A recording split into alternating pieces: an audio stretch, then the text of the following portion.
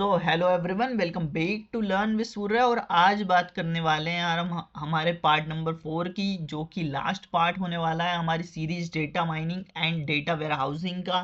तो चलिए शुरू करते हैं बिना किसी टाइम वेस्ट के। वीडियो को लाइक एंड चैनल को सब्सक्राइब कर लेना ताकि ऐसी ही वीडियोस आपको मिलती रहे।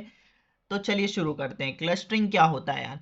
क्लस्टरिंग क्या होता है? क्लस्टरिंग सिंपल सी यदि सिंपल वर्ड्स में आपको बताऊं तो क्लस्टरिंग एक डेटा माइनिंग टेक्निक है जिसका यूज जो है डेटा सेट के नेचुरल ग्रुप्स या क्लस्टर्स को आइडेंटिफाई करने के लिए किया जाता है। इसमें जो है डेटा को ऐसे ग्रुप्स में डिवाइड किया जाता है जहां एक ही क्लस्टर के आइटम्स एक दूसरे के ज़्यादा सिमिलर होते हैं और अलग क्लस्टर्स के आइटम से अलग अलग होते हैं। ओके, तो ये हमारा क्लस्टरिंग कहलाता है। अब यहाँ पर data mining techniques like clustering are crucial for data analysis as they help uncover hidden patterns, trends and relationship that might not be immediately obvious। अब यार क्लस्टरिंग जो है वो क्यों ज़रूरी है, ये भी एक क्वेश्चन आता है हमारे दिमाग में। तो यार क्लस्टरिंग जो है डेटा एनालिसिस में बहुत इंपॉर्टेंट है, क्योंकि ये जो है हमें हिडन पैटर्न्स, ट्रेंड्स और रिलेशनशिप दिखाता है जो कि नॉर्मल ऑब्जर्वेशन से तुरंत समझ नहीं आते हैं। तो एक एग्जांपल से हम इसको समझते हैं, फिर आगे बढ़ते हैं कि सपोज एक शॉपिंग वेबसाइट है, वहां पर यूजर्स को उनके बाइंग पैटर्न्स के बेसिस पर क्लस्टर में डिवाइड किया जाता है। ओके, अब जैसे कि सपोज कोई बार्गेन बायर्स हैं, प्रीमियम बायर्स हैं, कोई ओकेजनल बायर्स हैं, तो इनके बेसिस पर इससे जो है मार्केटिंग स्ट्रेटेजीज को टारगेट करना जो है वो इजी हो जाता है। अब यहाँ पर कुछ हमारे पास क्लस्टरिंग टेक्निक्स हैं जो भी हम पढ़ने वाले हैं अभी। तो अब हम स्टार्ट करते हैं कि क्लस्टरिंग टेक्निक्स क्या होती है, पर एक मैं ओवरव्यू दे देता हूँ थोड़ा सा आपको कि जो क्लस्टरिंग है वो हमें सिमिलर डेटा को ग्रुप करने, हाइड पैटर्न्स को समझने में और बिजनेस या जो एनालिटिक्स डिसीजंस होते हैं उनमें ये क्लस्टरिंग जो है वो हेल्प करती है। Okay, got it. तो यार अब देख लेते हैं हम clustering techniques in data mining. Okay, यार डेटा को ग्रुप करने के लिए कई टेक्निक्स होती हैं, हर टेक्निक का अपना अप्रोच और यूज केसेस होता है। तो यार अब हम देखते हैं कि पहला हमारा क्या है, पार्टीशनिंग क्लस्टरिंग। तो पार्टीशनिंग क्लस्टरिंग क्या होता है? ये क्या करता है कि डेटा को के फिक्स्ड क्लस्टर्स में डिवाइड कर देता है, एंड जो यूजर्स चूज करता है ये हर ऑब्जेक्ट को उस क्लस्टर में डाला जाता है जिसका सेंटर के सबसे करीब डिस्टेंस हो। ओके, जिसका मिनिमम डिस्टेंस हो उसके करीब ये डाला जाता है। ओके, अब जो न्यूमेरिक और लार्ज डेटा सेट होते हैं उनके लिए पार्टीशन क्लस्टरिंग बहुत बेस्ट होता है। अब ये जो है क्लस्टर के कॉम्पैक्ट और स्पेरिकल गोल्स होते हैं। कैसे? लेकिन जो आउटलायर्स होते हैं उनके लिए सेंसिटिव है, मतलब कि अनयूजुअल डेटा पॉइंट्स क्लस्टर को डिस्टर्ब कर सकते हैं। फॉर एग्जाम्पल, यदि एक ई कॉमर्स वेबसाइट में 1000 कस्टमर को के मीन्स में 3 क्लस्टर्स में डिवाइड करना है, तो अब हम क्या करेंगे, 1000 कस्टमर्स को के मीन्स क्लस्टरिंग के हेल्प से कैसे डिवाइड करेंगे? हम 3 क्लस्टर्स में डिवाइड कर देंगे। पहला तो बजट बायर में, रेगुलर बायर या प्रीमियम बायर, तो हम 3 ले लेंगे। हम इनमें क्या कर देंगे, 1000 कस्टमर को डिवाइड कर देंगे। कैसे? इसी को हम क्या बोलेंगे, पार्टीशन क्लस्टरिंग बोलेंगे। ओके, सेकंड होता है हमारा हेरारिकल क्लस्टरिंग। तो हेरारिकल क्लस्टरिंग क्या होता है? It is build a tree like structure of clusters. Two approaches होती है इसमें, एग्लोमेरेटिव एंड डिविजिव। सो ये क्या होता है, ये जो है डेटा को ट्री लाइक स्ट्रक्चर बनाता है जहां हर ब्रांच एक क्लस्टर को रिप्रेजेंट करता है। यानी कि इसमें दो मेन ब्रांचेस होती है।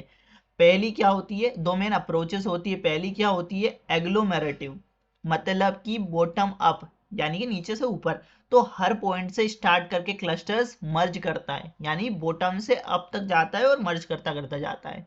और डिविजिव में क्या होता है, ऊपर से नीचे ये आता है, पूरा डेटा जो है एक क्लस्टर में स्टार्ट करके डिवाइड करते जाता है।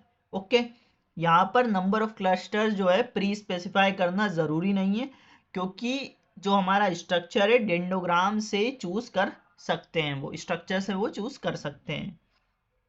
ओके, अब डिस्टेंस मैट्रिक्स जो है और लिंकेज मेथड यहाँ पर यूज होती है। ओके, जिससे कि क्या होता है, सिंपल, कंप्लीट एंड एवरेज ये हायरार्किकल क्लस्टरिंग हो जाती है।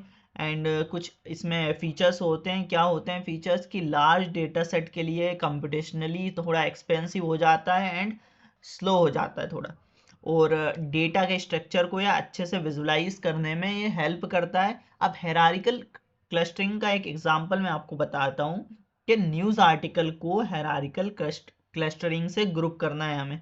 तो सबसे पहले हम क्या करेंगे, स्पोर्ट्स, पॉलिटिक्स या इंटरटेनमेंट से के जो है क्लस्टर्स बनाते हैं। फिर हम स्पोर्ट के अंदर क्या डाल देंगे, स्पोर्ट के अंदर हम हायरार्की बना देंगे। स्पोर्ट के अंदर क्या, क्रिकेट, फुटबॉल, बेसबॉल, ये सब हम स्पोर्ट के अंदर डाल देंगे। तो ये इन सब के क्या है, ये सब क्लस्टर्स बनते हैं। तो ये क्या हो गया हमारा एक हायरार्की टाइप हो जाता है। ओके। थर्ड होता है हमारा डेंसिटी बेस्ड क्लस्टरिंग। सो ये क्या होता है, it forms cluster based on dense area of data. It identify noise or outliers naturally. It can find arbitrarily shaped clusters, curve और irregular. So ये जो होता है हमारा डेंसिटी बेस्ड क्लस्टरिंग, ये जो है डेटा में डेंस एरिया जहाँ पॉइंट्स ज़्यादा कंसंट्रेटेड है उनको एक क्लस्टर में ग्रुप करने का काम करता है। ओके। अब ये किसको करता है, ये नॉइज या आउटलायर्स को ये नेचुरली आइडेंटिफाई कर लेता है। ओके। आर्बिटरली शेप्ड क्लस्टर्स ये डिटेक्ट कर सकता है, जैसे कि कर्व या इरेगुलर शेप्स होते हैं उनको भी ये डिटेक्ट कर लेता है। अब इसमें भी दो मेन पैरामीटर्स होते हैं हमारे, इप्स एंड मिन पॉइंट्स। तो यार ये आगे हम अच्छे से समझ रहे होंगे, लेकिन अभी मैं आपको एक ओवरव्यू दे देता हूँ। सो ईपीएस जो होता है हमारा रेडियस, ये रेडियस या डिस्टेंस थ्रेशोल्ड करता है, और जो मिन पॉइंट्स होता है, ये मिनिमम पॉइंट्स जो होता है हमारा, ये रिक्वायर्ड होता है to form a dense region. Okay. और does not require specifying number of clusters. यहाँ पे नंबर ऑफ क्लस्टर्स जो होते हैं प्री स्पेसिफाई करना, पहले से ही हमें स्पेसिफाई करना ज़रूरी होता है। ओके। तो यार जो हमारा डेंसिटी बेस्ड क्लस्टर है, ये आउटलायर जो डिटेक्शन है, आउटलायर डिटेक्शन में बेस्ट होता है। कॉम्प्लेक्स शेप के क्लस्टर्स डिटेक्ट आसानी से कर सकता है। फॉर एग्जाम्पल कि जीपीएस लोकेशंस ऑफ टैक्सीज में क्या होता है, क्लस्टर जो है फाइंड करना जहां टैक्सीज डेंसली पार्क हैं। सिटी के ट्रैफिक हॉटस्पॉट्स या क्राउडेड एरियाज आइडेंटिफाई करने में ये यूजफुल होता है density based clusters. Okay. Fourth होता है हमारा grid based clustering. It divides data into grid cells and perform clustering on grids. It is very fast since computation happens at grid level not data level. यानी कि जो data को एक grid sales में divide करता है और clustering grids के लेवल पर परफॉर्म ये करता है। कंप्यूटेशन यहाँ पर फास्ट होता है क्योंकि जो डेटा पॉइंट्स है उनके ऊपर डायरेक्ट कैलकुलेशन यहाँ पर नहीं होती है, बहुत बड़े डेटा सेट के लिए स्विचेबल नहीं है। और क्या है कि जो cluster quality depend on grid resolution, यानी कि जो क्लस्टर क्वालिटी है ग्रिड रेजोल्यूशन पर डिपेंड यहाँ पर करती है। It work well for multi dimensional data. तो यार ये क्या करता है, मतलब फास्ट और स्केलेबल टेक्निक होती है, अच्छे से काम करता है मल्टी डायमेंशनल डेटा पर। अब एक एग्जांपल से हम समझते हैं कि सैटेलाइट इमेज है, उसमें लैंड यूज पैटर्न आइडेंटिफाई करना है। तो ग्रिड सेल्स के बेसिस पर ये क्या करेगा, फॉरेस्ट, वाटर, अर्बन एरियाज इनको क्लस्टर कर लेगा, और सेंसर नेटवर्क में टेम्परेचर रीडिंग को फास्ट क्लस्टर ये कर लेता है। फिफ्थ होता है हमारा मॉडल बेस्ड क्लस्टरिंग। सो ये क्या होता है, it assumes data is generated from an underlying statistical model. It provides soft clustering. It can find clusters of complex shapes using distribution. It more accurate but computationally expensive. It often used in statistics and machine learning. So यार मान के चलते हैं हम कि data किसी underlying statistical model से generate हुआ है। ओके। हर पॉइंट के लिए सॉफ्ट क्लस्टरिंग डेटा होता है ना। हर पॉइंट के लिए क्या है, ये सॉफ्ट क्लस्टरिंग देता है हमें। मतलब हर पॉइंट का जो प्रोबेबिलिटी होता है कि वो किसी क्लस्टर से बिलोंग करता है, हर पॉइंट। ओके। तो कॉम्प्लेक्स शेप के क्लस्टर्स आइडेंटिफाई कर सकता है यूजिंग डिस्ट्रीब्यूशन। कौन आइडेंटिफाई कर सकता है, मॉडल बेस्ड क्लस्टरिंग।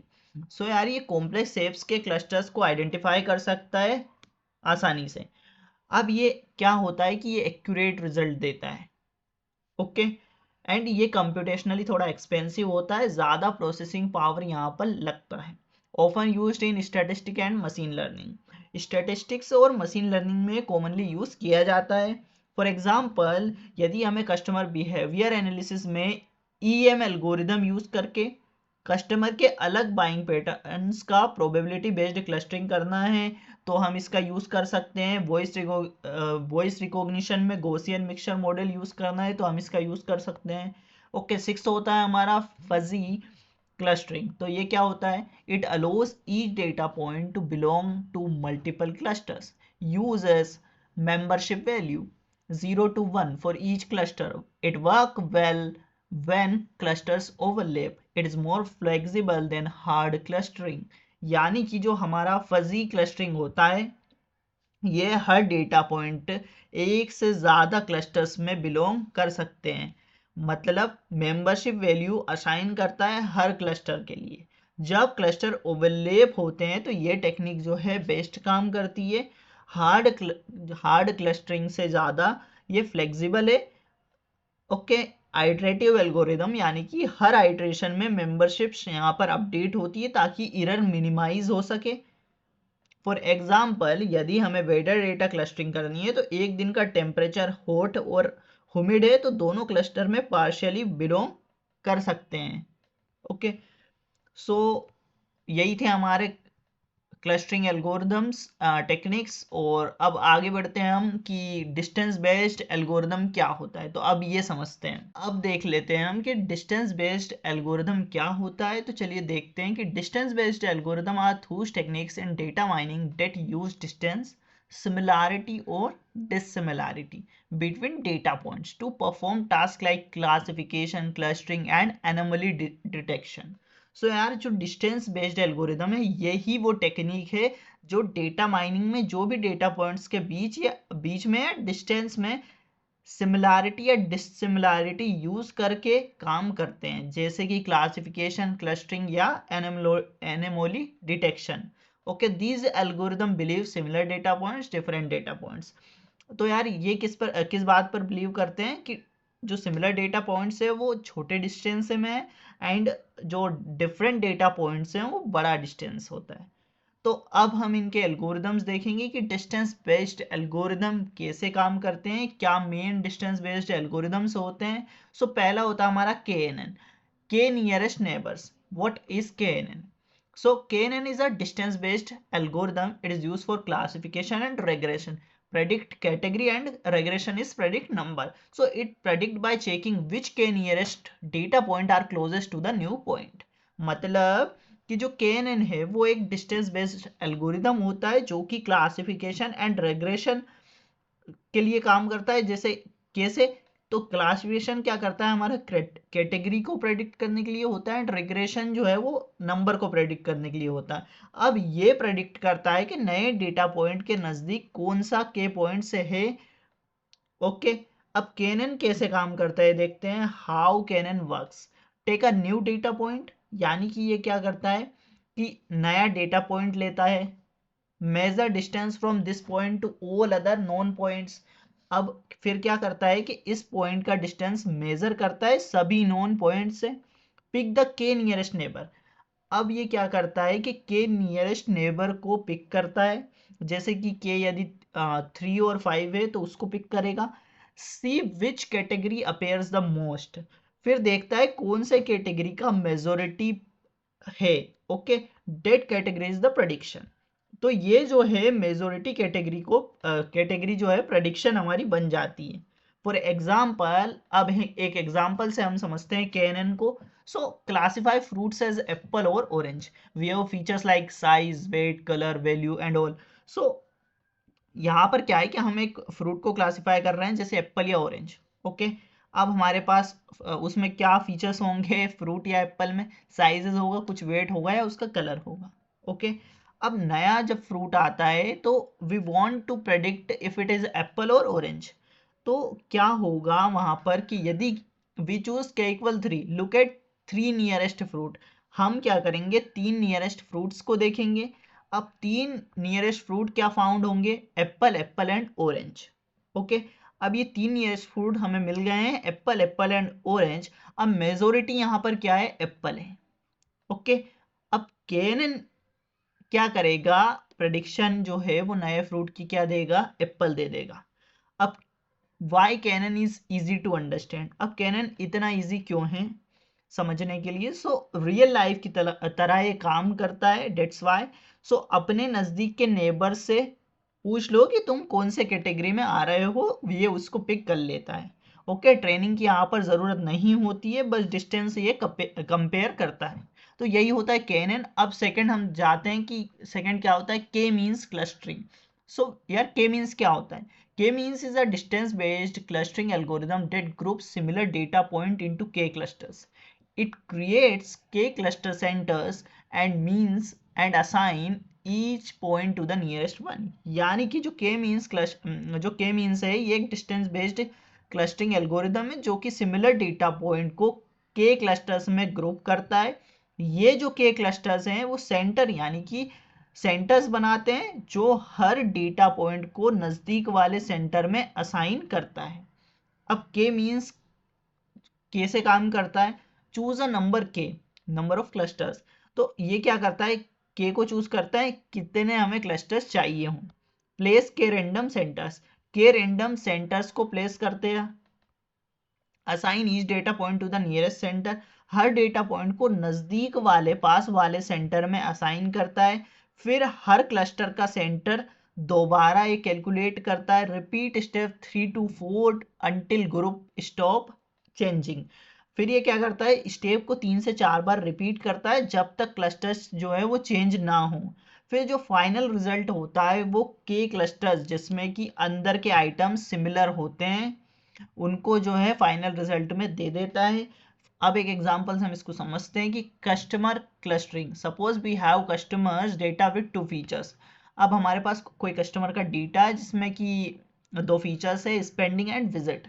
अब स्पेंडिंग और विजिट में क्या है कि जो क्लस्टर का हमारे पास एग्जांपल है तो उसमें क्या हो रहा है कि कस्टमर जो है स्पेंड कर रहा है और कितनी बार वो विजिट कर रहा है। सो वी चूज के इक्वल 3 क्लस्टर्स। ओके, हमने क्या किया, के इक्वल 3 क्लस्टर्स को चूज किया। अब जो क्लस्टर 1 हमारा है इट इज हाई स्पेंडर, ये क्या करेगा, ज्यादा खर्च करते हैं पर ये शायद जो है कम विजिट कर रहे हैं। ओके, अब क्लस्टर 2 क्या कर रहा है, फ्रीक्वेंट विजिटर है, विजिट तो प्रॉपर कर रहा है, हाई विजिट कर रहा है लेकिन ज्यादा विजिट करते हैं लेकिन कम ये स्पेंड कर रहे हैं यहाँ पर। एंड देन थर्ड हमारे पास है नॉर्मल कस्टमर्स, जो हमारा एवरेज क्या बोल रहा है कि जो हमारा एवरेज स्पेंडिंग करते हैं और एवरेज ही विजिट कर रहे हैं। ओके, सो यहाँ पर क्या हो रहा है कि हर कस्टमर उस क्लस्टर में जाता है जिसका सेंटर यानी कि मीन उनके सबसे नजदीक हो। ओके, तो यही होता है हमारा के मींस क्लस्टरिंग। अब देखते हैं हम dB scan, density based special clustering of applications with noise. अब यार ये आपके एग्जाम्स में काफ़ी बार आपसे पूछा गया है इसलिए मैं थोड़ा इसको अच्छे से समझाऊंगा और इसमें हम काफ़ी चीज़ें कवर करने वाले हैं। तो चलिए शुरू करते हैं कि डीबी स्कैन क्या होता है। तो DB scan is a clustering algorithm that groups point based on how close and dense they are. So यार डीबी स्कैन क्या होता है, डीबी स्कैन जो है एक क्लस्टरिंग एल्गोरिथम है जो पॉइंट को डिस्टेंस और डेंसिटी के बेसिस पर ग्रुप करता है। के मीन से ये अलग क्यों है डीबी स्कैन, अब क्यों अलग है, इट इज डिफरेंट फ्रॉम के mean because dB scan it does not need the number of clusters के, it can find clusters of any shape, it can detect outliers automatically। यानी कि यहाँ पर k की ज़रूरत नहीं होती है, नंबर ऑफ क्लस्टर्स जो है वो ऑटो डिसाइडेड होते हैं। किसी भी शेप के क्लस्टर्स यहाँ पर फाइंड कर सकते हैं हम ऑटोमेटिकली, जो आउटलायर्स होते हैं और नॉइज डिटेक्ट यहाँ पर हो सकती है। अब यहाँ पर क्या है कि सिंपल आइडिया है कि DBSCAN look for dense region of points, यानी कि जितने पॉइंट पास पास हैं क्लस्टर बनेगा। If a point is far from other, यदि अकेले पॉइंट्स हैं, दूर दूर है पॉइंट्स, सो वो इग्नोर हो जाएंगे। ओके, मार्क एज इग्नोर और आउटलायर और नॉइज। ओके, तो उनको हम इग्नोर कर देंगे। सो इन शॉर्ट में यदि कहूँ तो DB scan groups crowded areas and ignore lonely points. Okay, so dB scan जो है डिस्टेंस और डेंसिटी के बेसिस पर काम करता है। तो चलिए समझते हैं हम कैसे काम करता है। पहला होता है हमारा एप्सिलॉन, सो डिस्टेंस रेडियस। अब एप्सिलॉन क्या होता है, the maximum distance DBSCAN will check around a point, it is like drawing a circle around each point. तो यहाँ पर कुछ इंपॉर्टेंट टर्म्स जो होती है इसमें डीवी स्कैन में, पहली हमारी एप्सिलॉन होती है। एप्सिलॉन जो है ये मैक्सिमम डिस्टेंस है जो डीवी स्कैन के एक पॉइंट के अराउंड चेक करता है। सोचो यदि हर पॉइंट का के अराउंड सर्कल ड्रॉ किया है, तो जो पॉइंट है इस सर्कल के अंदर है तो वो नेबर है, यदि वो पॉइंट के बाहर है तो उसे हम इग्नोर कर देंगे। अब एप्सिलॉन जो है हमारा, फॉर एग्जांपल से हम समझते हैं कि 2 सेंटीमीटर रेडियस में जितने पॉइंट्स हैं, 2 सेंटीमीटर रेडियस में यदि जितने पॉइंट्स हैं तो they are considered as neighbour. वो क्या होंगे, हमारे नाइबर होंगे, वरना वो क्या हो जाएंगे, इग्नोर हो जाएंगे। सेकेंड होता है हमारा मिनिमम पॉइंट्स। मिनिमम पॉइंट्स क्या होता है, minimum number of points required inside the epsilon radius to form a dense region. If a point has at least minimum points neighbor, it can start a cluster. यानी कि cluster बनाने के लिए कम से कम minimum point जो है वो चाहिए सर्कल के अंदर हमें। अगर पॉइंट के पास मिनिमम पॉइंट्स नाइबर है तो जो कोर पॉइंट वहां पर बन जाता है। Okay, at least 4 point must be close together to create a cluster, if fewer than 4 not dense enough not a core. यानी कि यदि कम से कम 4 पॉइंट पास पास होने चाहिए क्लस्टर के लिए, यदि हमें क्लस्टर बनाना है तो कम से कम एटलीस्ट 4 पॉइंट्स हमारे पास होने चाहिए, तभी हम क्लस्टर को क्रिएट कर सकते हैं। थर्ड होता है टाइप्स ऑफ पॉइंट। अब यार टाइप्स ऑफ पॉइंट जो होता है डीबी स्कैन में, इसमें 3 पॉइंट होते हैं हमारे पास, core point and border point and noise point. अब ये कोर पॉइंट क्या होता है, सो कोर पॉइंट होता है हमारा, it has enough neighbours, is greater than equal to minimum points inside the epsilon radius. It is the main or central point of the dense area. It core point creates cluster. यानी कि इसमें जो है यदि enough neighbour है, यदि greater than और equal to है मिनिमम पॉइंट से सर्कल के अंदर, तो क्या होगा, ये क्लस्टर का जो मेन है और सेंट्रल पॉइंट होता है, कोर पॉइंट ही क्लस्टर क्रिएट करते हैं। अब जो कोर पॉइंट होता है यही हमारा क्लस्टर जो है क्रिएट करता है। फॉर एग्जाम्पल डॉट के पास हमारा 5 नेबर्स है inside the cluster, inside the radius, तो वो क्या होगा, हमारा कोर पॉइंट होगा। ओके, बॉर्डर पॉइंट देख लेते हैं। अब बॉर्डर पॉइंट क्या होता है कि it does not have enough neighbour to be a core. यदि उसके पास इनफ नाइबर नहीं है कोर बनने के लिए, तो but it is a close to a core point, तो ये क्या होगा, क्लस्टर ये, लेकिन जो है कोई भी कोर पॉइंट के पास पास है तो वो बॉर्डर पॉइंट होगा। Border point belong to a cluster but not expanded. अब बॉर्डर पॉइंट क्या करेगा, क्लस्टर का पार्ट है लेकिन एक्सपांड नहीं करता है। फॉर एग्जाम्पल, एक एग्जाम्पल से हम देखते हैं कि अ डॉट विथ 2 नाइबर्स, यदि डॉट के पास क्या है, 2 नाइबर है, तो वो बॉर्डर पॉइंट, मतलब वो कोर तो नहीं होगा। और यदि but it touches a core point, यदि वो टच करता है कोर पॉइंट को, तो वो क्या होगा, हमारा बॉर्डर पॉइंट होगा। ठीक है, अब थर्ड देखते हैं हम नॉइस पॉइंट। नॉइस पॉइंट क्या होता है, इट हैज वेरी फ्यू और zero neighbours within epsilon, too far from other points, not part of any cluster. यानी कि बहुत फ्यू या जीरो नाइबर्स है तो वो नॉइस पॉइंट होगा, दूसरे पॉइंट से बहुत दूर है तो भी वो नॉइस पॉइंट होगा, किसी क्लस्टर का वो पार्ट नहीं है तो भी वो क्या होगा, हमारा नॉइस पॉइंट होगा। यानी कि डॉट अकेला है या सबसे दूर है, या फिर उसे हम क्या बोल देंगे, नॉइसी बोल देंगे, आउटलायर बोल देंगे। ओके, अब देखते हैं हम स्टेप्स क्या क्या होती है यार हमारे डीवी स्कैन में। सो पहली होती है आइडेंटिफाई कोर पॉइंट्स। क्या होता है, आइडेंटिफाई होते हैं मतलब हर पॉइंट के लिए चेक करते हैं कि इप्सिलॉन, जो इप्सिलॉन रेडियस है के अंदर कितने पॉइंट्स आ रहे हैं। अगर जो काउंट है वो ग्रेटर देन होता है हमारा मिनिमम पॉइंट से, तो उसको हम क्या मार्क कर देंगे, उसको मार्क कर देंगे हम core point. Form cluster, form cluster क्या करता है, हर कोर पॉइंट जो भी किसी क्लस्टर में नहीं है वो नया क्लस्टर क्रिएट कर लेता है, और रिकर्सिवली वो क्या करता है, चेक करता है कि सब डेंसिटी कनेक्टेड पॉइंट्स एप्सिलॉन के अंदर जो पॉइंट्स हैं और उन्हें क्लस्टर में ऐड कर लेता है। ओके, फॉर्म क्लस्टर, तो ऐसे क्लस्टर फॉर्म हो जाता है। डेंसिटी कनेक्टिविटी क्या होता है? सो दो पॉइंट्स ए और बी तब डेंसिटी कनेक्टेड है जब एक चेन एग्जिस्ट करे जिसमें हर पॉइंट नेक्स्ट पॉइंट के इप्स रेडियस में हो, ओके, और कम से कम एक पॉइंट जो है कोर पॉइंट हो। यदि ये प्रोसेस इंश्योर करता है कि क्लस्टर के सब points connected to dense area के थ्रू कनेक्टेड है तो वो हमारा डेंसिटी कनेक्टिविटी होगा। अब फोर्थ है हमारा लेबल नॉइस पॉइंट। ये क्या होता है? After processing all point any point that does not belong to a cluster is labelled as noise. यानी कि सब पॉइंट्स जो है प्रोसेस करने के बाद जो पॉइंट्स किसी क्लस्टर में नहीं गए हैं उसे हम क्या कर देंगे? नॉइस या आउटलायर मार्क कर देंगे।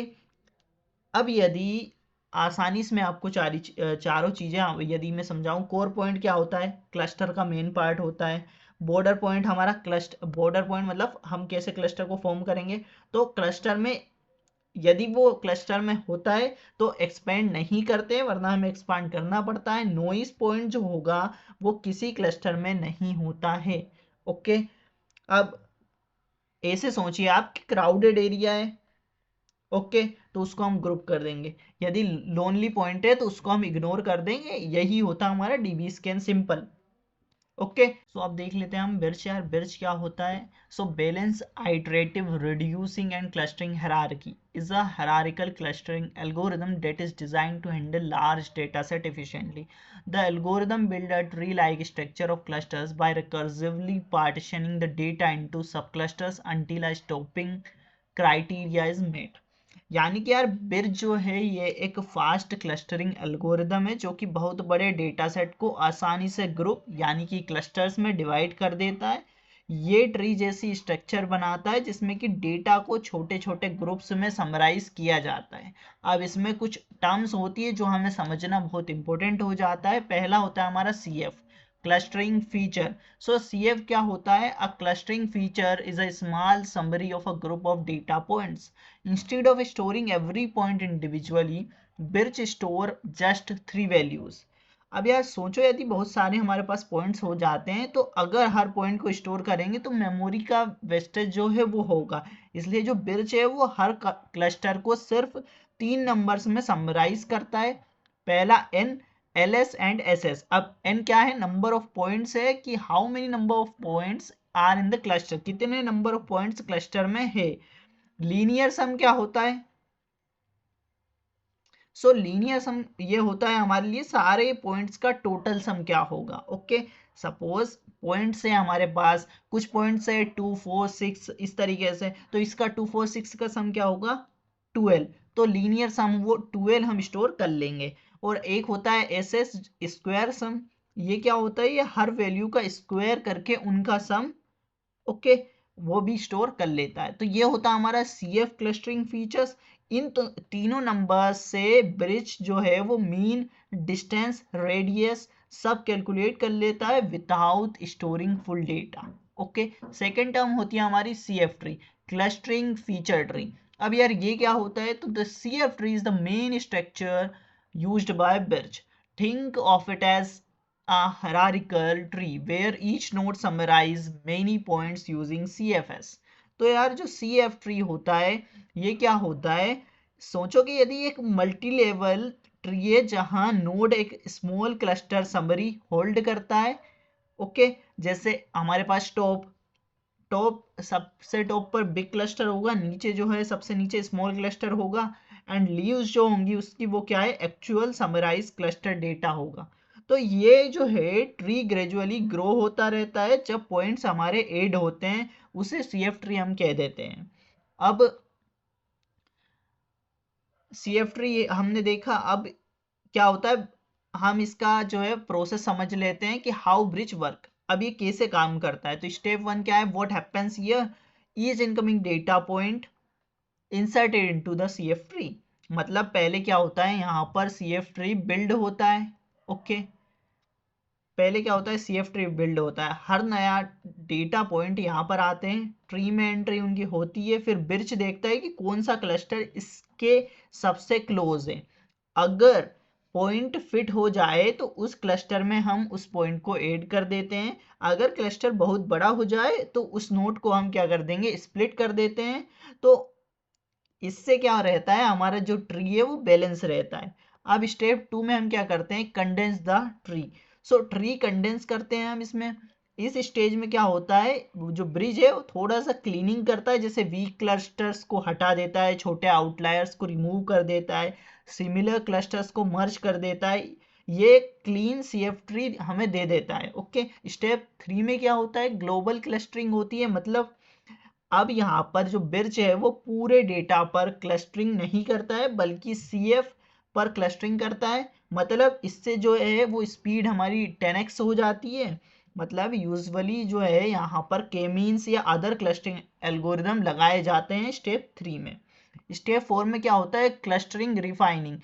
फाइनली क्या होता है कि लास्ट में यहाँ पर हर पॉइंट को फाइनल क्लस्टर असाइन करते हैं एंड बाउंड्रीज यहाँ पर एडजस्ट करते हैं। ओके, तो यही चारों स्टेप हम फॉलो करते हैं।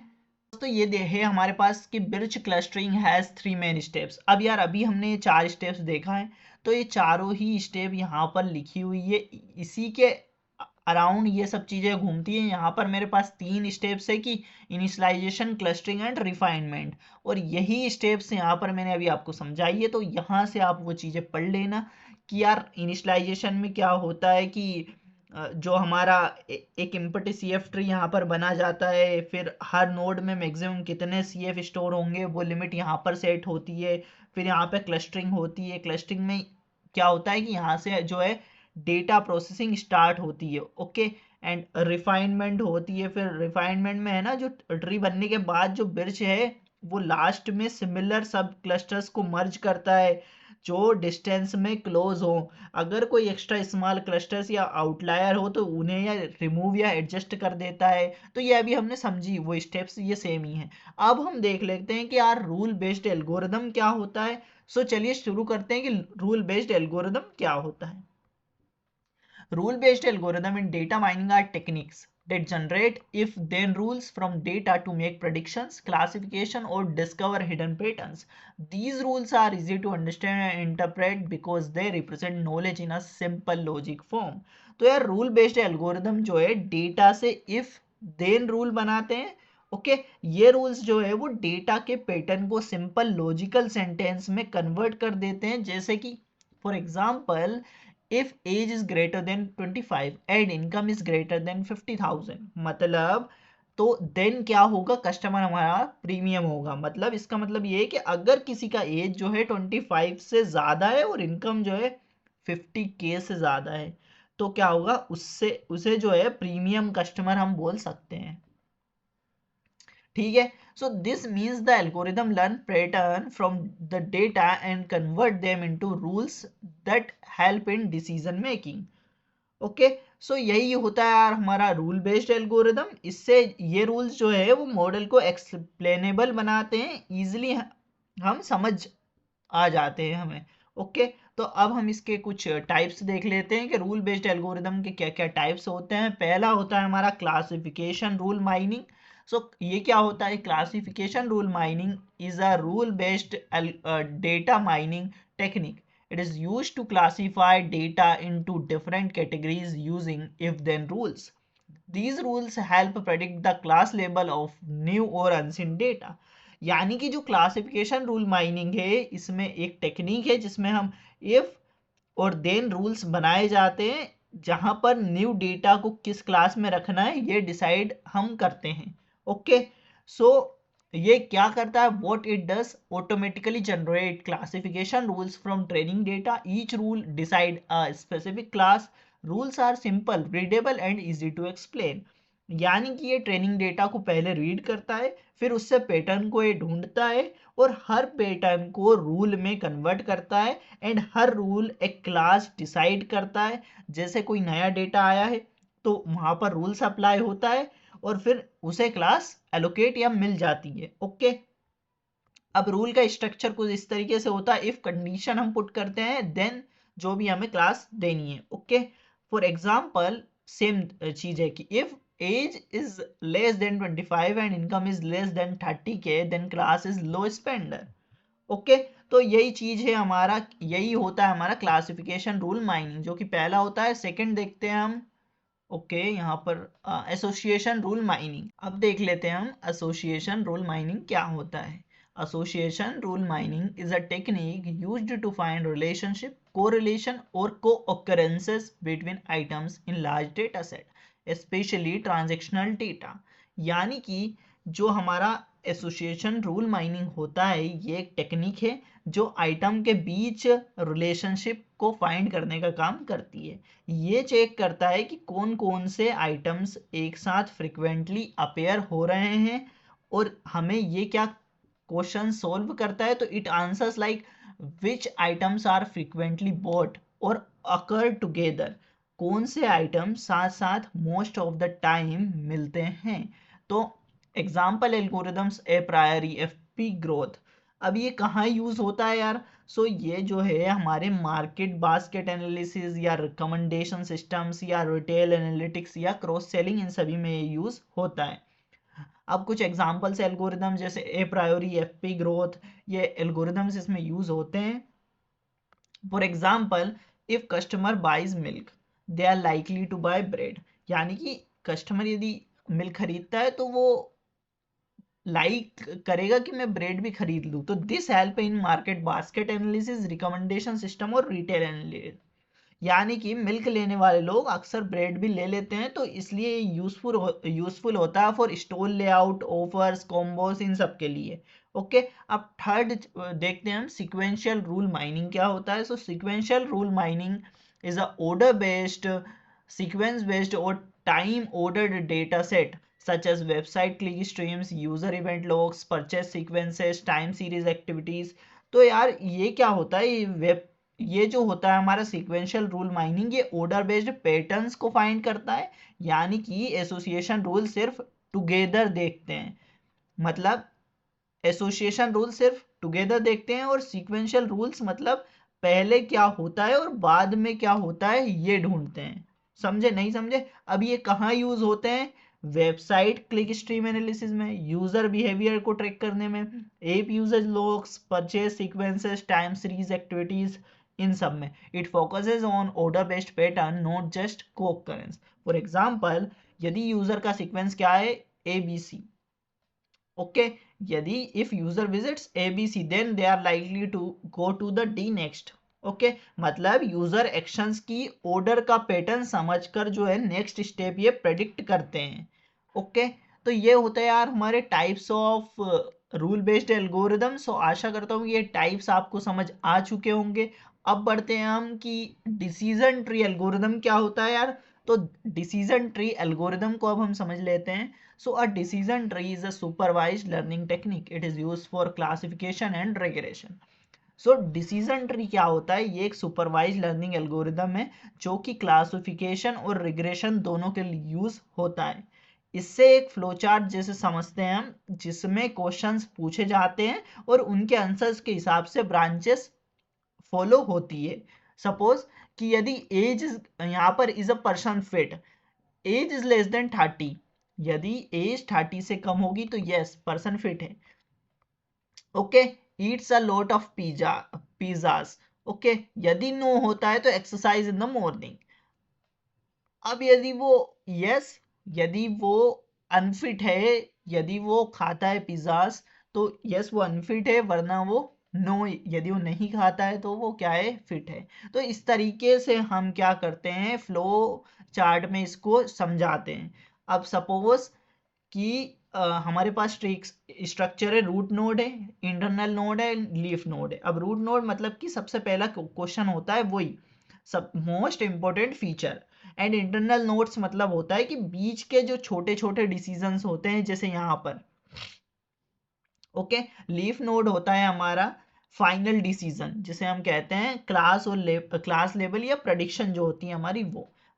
अब हम देखते हैं एडवांटेज। इसके पहले हम समझ लेते हैं एक एग्जांपल कि यार डिसीजन ट्री का एग्जांपल हम देख लेते हैं कि सपोज हम डिसाइड कर रहे हैं कि मूवी हमें देखने जाना है या नहीं जाना है। तो ट्री कुछ मतलब ट्री कैसे बिहेव करेगा, इफ सपोज वेदर के हिसाब से हम देखते हैं, यदि वेदर सनी होगा इफ फ्री टाइम होगा तो यस हम जाएंगे, go to the movie, else हम नहीं जाएंगे। तो ये क्या हम ये कैसे देखेंगे, यदि वेदर सनी होगा है ना, और एल्स इफ यदि वेदर रेनी होगा तो हम नहीं जाएंगे। ओके, यदि वेदर सनी होगा तो हम किस पर आ जाएंगे, हम ये देखेंगे कि टाइम हमारे पास है कि नहीं। ओके, तो इस तरह हम स्टेप बाय स्टेप डिसीजंस लेते हैं यहाँ पर, इसे हम डिसीजन ट्री एल्गोरिदम बोलते हैं।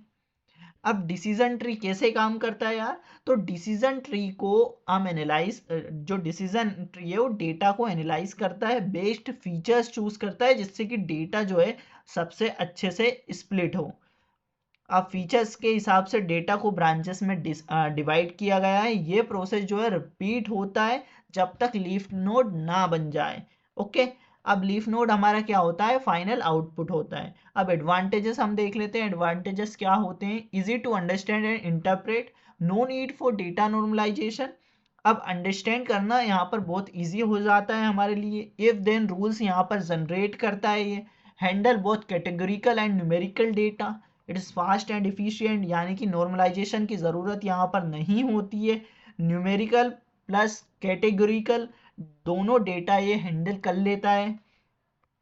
Fast training and prediction, it can detect important features को ऑटोमेटिकली डिटेक्ट करता है। विजुलाइज करना इजी होता है, यहाँ पर ट्री के फॉर्म में हम इसे विजुलाइज करते हैं तो ये हमारे लिए इजी हो जाता है। अब डिसएडवांटेजेस क्या क्या होते हैं, ओवरफिटिंग का यहाँ पर रिस्क होता है, डेटा में छोटी चेंजेस ट्री को कंप्लीटली चेंज कर देती है, इस कारण से थोड़ा सा डिसएडवांटेज होता है। ज़्यादा कैटेगरीज या लेवल्स वाले फीचर्स को फेवर ये करता है। रेग्रेशन टास्क में कभी कभी लेस एक्यूरेसी रहती है, इस कारण से ये इसका डिसएडवांटेज होता है। सिंगल ट्रीज यहाँ पर may be weak ensembles often needed, यानी कि ये क्या होता है, सिंगल ट्रीज यहाँ पे वीक होते हैं। ओके, अब बढ़ते हैं हमारे नेक्स्ट टॉपिक की तरफ, क्योर, यानी कि क्लस्टरिंग यूजिंग रिप्रेजेंटेटिव्स। सो क्लस्टरिंग यूजिंग रिप्रेजेंटेटिव क्या होता है, क्योर क्या होता है, तो चलिए समझते हैं। Cure is a hierarchical clustering algorithm. It is used to handle large data sets with arbitrary shapes and outliers. यानी कि जो क्योर होता है वो हमारा एक हेरारिकल क्लस्टरिंग टेक्निक है जो बड़े डेटा सेट्स, ओड शेप्स के क्लस्टर्स और आउटलायर्स को इजीली हैंडल कर लेता है। Unlike traditional clustering method, it represent each clusters using multiple points instead of just the centroid. तो जो नॉर्मल क्लस्टरिंग है वो सिर्फ सेंट्रोइड यूज करता है जिससे कि जो आउटलायर्स है वो डिस्टर्ब कर देते हैं, वियर्ड शेप के क्लस्टर्स यहाँ पर आइडेंटिफाई नहीं होते हैं। ओके, बट जो क्वेयर है वो क्या करता है कि हर क्लस्टर को रिप्रेजेंट करने के लिए मल्टीपल स्केटर्ड पॉइंट यूज करता है, फिर उन स्केटर्ड पॉइंट को थोड़ा सेंट्रोइड की तरफ श्रिंक करता है ताकि वो एक्सट्रीम नहीं रहे। यही पॉइंट्स जो होते हैं वो क्लस्टर का ट्रू शेप जो है वो रिप्रेजेंट करते हैं। तो अब इसकी वर्किंग को हम देख लेते हैं कि कैसे वर्क करता है। तो सैंपल साइज हमें सपोज चूज करना है, सिलेक्ट टारगेट सैंपल नंबर। सो हमने क्या करा, सैंपल हमें चूज करना है तो हमने सूर्य कर लिया चूज। डेटा सेट से एक सैंपल हम उठाते हैं, ये सैंपल बड़ा भी हो सकता है स्मॉल भी। अब स्पीड के लिए स्मॉल बेस्ट होता है। अब हम क्या देखते हैं, स्टेप 2 में देखते हैं कि क्लस्टर के अंदर से जो स्केटर्ड पॉइंट्स चूज करते हैं, तो हर क्लस्टर के लिए हम क्या करेंगे, हम उस क्लस्टर के अंदर से जो हमने सूर्य चूज करा है उस नंबर के सबसे अलग अलग पॉइंट्स चूज करते हैं ताकि जो क्लस्टर का पूरा शेप है वो कवर हो जाए। देन स्टेप 3 में हम क्या करेंगे, हम इसमें इन स्केटर्ड पॉइंट को श्रिंक करना है हमें, मतलब कि ये सिलेक्टेड पॉइंट को क्लस्टर सेंट्रोइड की तरफ थोड़ा सा पुल करता है। इससे जो है आउटलायर्स को डिफेक्ट और इफेक्ट, यहाँ पर आउटलायर्स का इफेक्ट जो है कम हो जाता है। अब जो श्रिंक स्केटर्ड पॉइंट होते हैं वो क्लस्टर के रिप्रेजेंटेटिव बन जाते हैं। एंड स्टेप 4 में क्या होता है, क्लस्टर को मर्ज करना होता है, यानी कि डिमिन मेथड का हम यूज करते हैं, डीमिन का। अब मर्जिंग का रूल सिंपल है, डीमिन इनसाइड स्केटर्ड पॉइंट और आउटसाइड क्लस्टर के किसी पॉइंट के बीच में मिनिमम डिस्टेंस देखता है, जिससे कि डिस्टेंस मिनिमम होगा वो क्लस्टर हमारा मर्ज हो जाएगा। यानी कि जो भी एट लीस्ट डिस्टेंस पे होगा वो क्या, हम उसको क्या कर देंगे, मर्ज कर देंगे। हर मर्ज के बाद नए स्केटर्ड पॉइंट पिक किए जाते हैं क्योंकि क्लस्टर यहाँ पर बदल जाता है। फिर अब स्टेप 5 हमारी जो कि लास्ट स्टेप होती है, वहां पर हम मर्ज कंटिन्यू करते हैं जब तक कि हमें के क्लस्टर्स हमें नहीं मिल जाते हैं। Cluster merging will stop until target says के इज रीच्ड, जब तक कि हमें के नहीं मिल जाते हैं। ये प्रोसेस जो है तब तक चलता है जब तक फाइनल रिक्वायर्ड क्लस्टर जो है नहीं बन जाते हैं। अब हम देख लेते हैं कि एडवांटेजेस क्या क्या होते हैं। तो यार ये cure case work, why cure work better, क्योंकि ये जो है वो सेंट्रोइड पर डिपेंड नहीं करता है। शेप्स, स्प्रेड, डेंसिटी और आउटलायर्स सब यहाँ पर कंसिडर ये करता है, इसलिए बेस्ट होता है।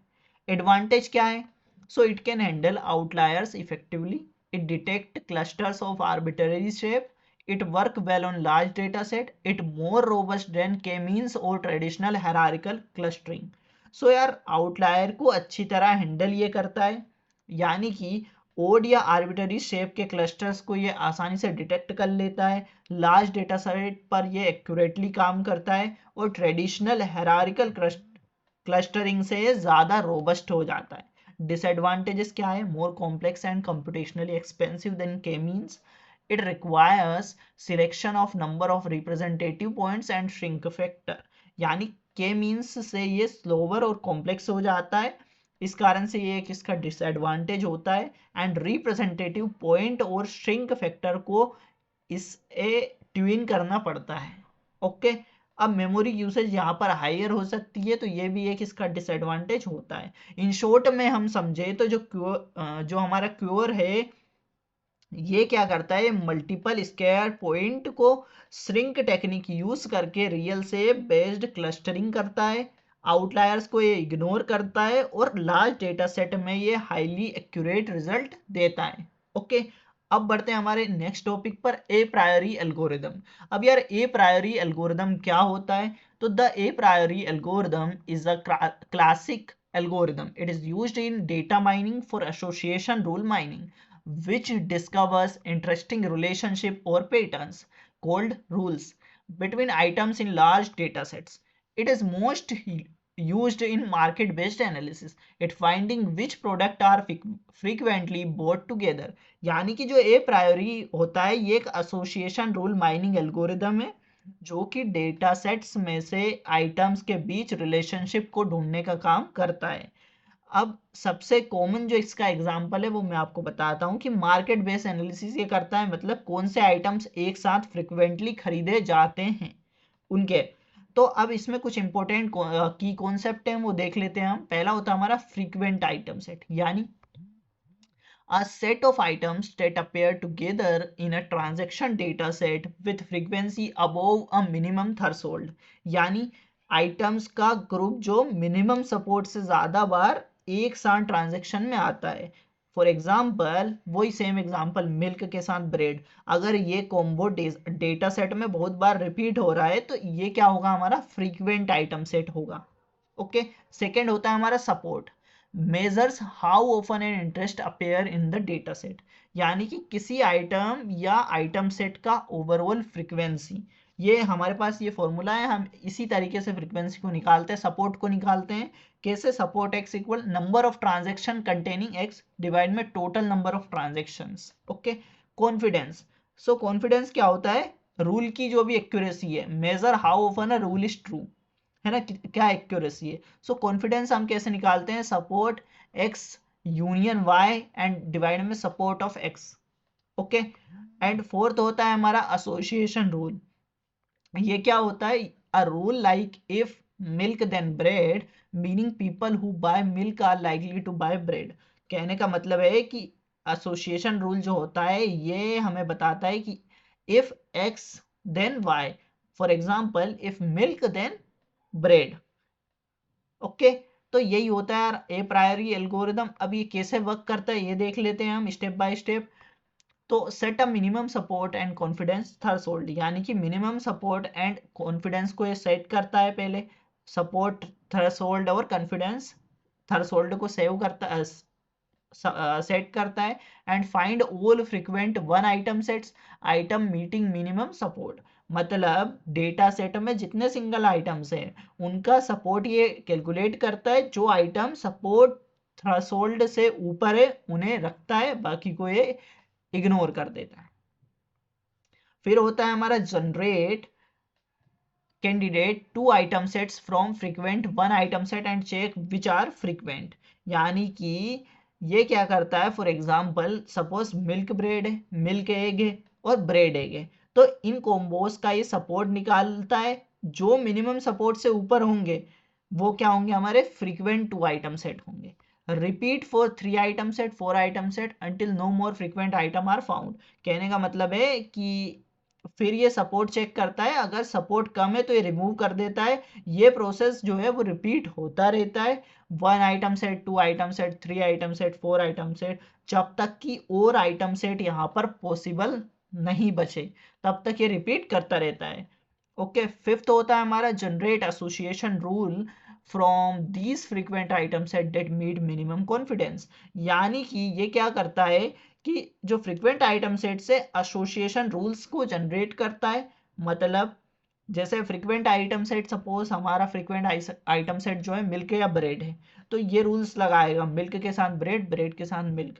इस तरीके से इन सब का जो कॉन्फिडेंस है वो चेक करता है। कॉन्फिडेंस अगर जो थ्रेशोल्ड है उससे ज्यादा आता है तो ये फाइनल रूल होता है। ओके, तो यही होता है यार हमारा ए प्रायरी एल्गोरिदम। अब इन शॉर्ट में यदि हम इसको समझें तो ए प्रायरी जो है वो फ्रीक्वेंट आइटम सेट्स को फाइंड करता है, फिर उनसे जो है हाई कॉन्फिडेंस रूल्स ये बनाता है जिससे आइटम्स के बीच रिलेशनशिप हमें पता चल सके। ओके, तो यही होता है यार हमारा ए प्रायरी एल्गोरिदम। आशा करता हूँ कि वीडियो आपको समझ आई होगी। वीडियो काफ़ी लंबी हो चुकी है, यदि आप यहाँ तक पहुँच गए हो तो यार मैं यही आशा करूंगा कि वीडियो समझ आ चुकी है, और यदि यहाँ तक पहुंच गए हो तो वीडियो को लाइक एंड चैनल को सब्सक्राइब कर लेना एंड कमेंट में लिख देना डन भैया हो चुका है, और नेक्स्ट वीडियो आपको इस टॉपिक पर लाना है तो मैं वीडियो ज़रूर लेके आऊँगा। मिलता है नेक्स्ट वीडियो में, तब तक के लिए keep learning keep growing, thank you.